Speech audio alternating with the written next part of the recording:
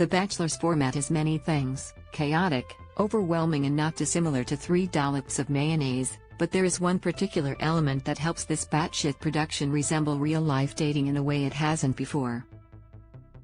Funnily enough, that surprising dose of reality is found somewhere within the idea to have 3 leads, a concept I was vehemently against when it was first announced by The Bachelor Australia. Allow me to explain. Last night's episode of The Bachelors revealed that one of Felix van Hofa's top contenders, Jessica, is in an open relationship with someone else.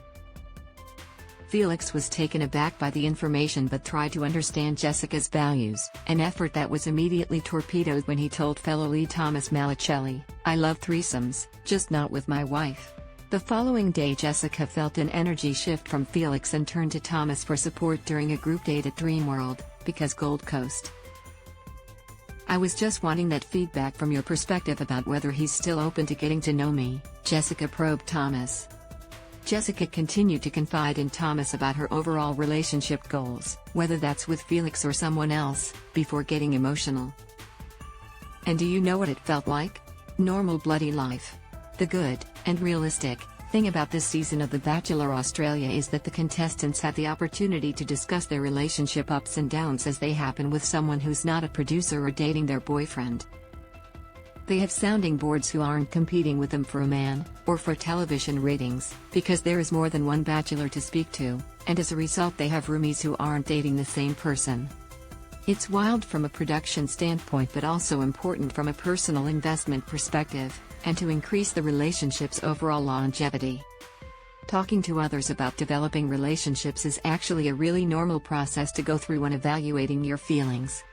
Just talking about it also helps you take stock of your wider life goals and priorities when it comes to a partner. I fully believe that in the same moment Jessica was saying aloud what she wanted in a partner, she realized that Felix didn't have them. But considering contestants are cut off from any communication with the outside world in order to relay their feelings, it hasn't really been a readily available conversation on the traditional seasons where there was only one lead. Unless they want to speak to a producer or fellow contestant who have different agendas, which will probably only mess with their heads even more. In fact, producers likely rely on this isolation and controlled influence to ensure every contestant is laser-focused on the lead and winds up developing very serious feelings for them.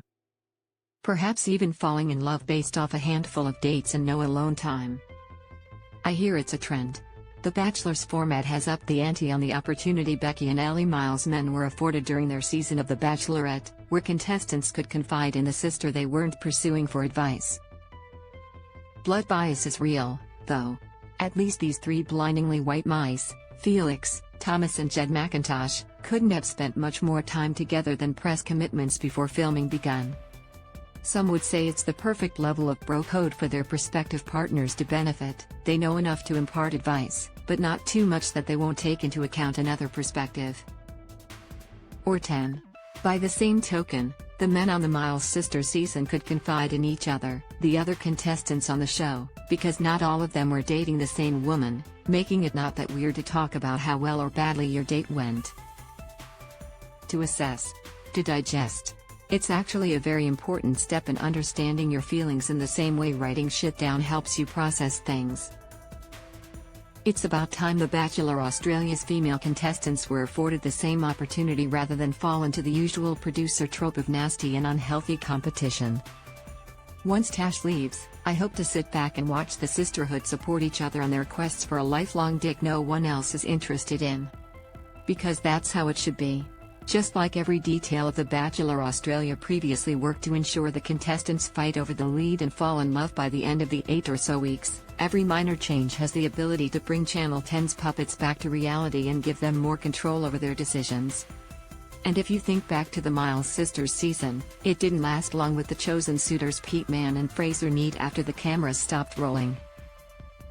Is that because they were able to speak to the other guys about their feelings and therefore not get as invested as previous contestants have? Is it because there were 2 women in the driver's seat and it reminded them that they do in fact have a choice in the matter too?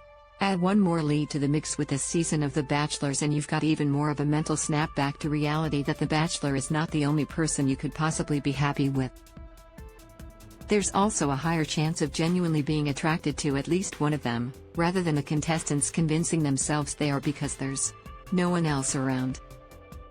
Honestly, more bachelors might mean more control for the contestants, and less chance of them being manipulated into falling in love. But you know who else gets engaged after publicly making out with someone in the spa and going to a few theme parks? Literally no one. So even if this shakeup means people don't make it to the Bachelor finish line or beyond, whatever, at least that's realistic. Image 10 Play.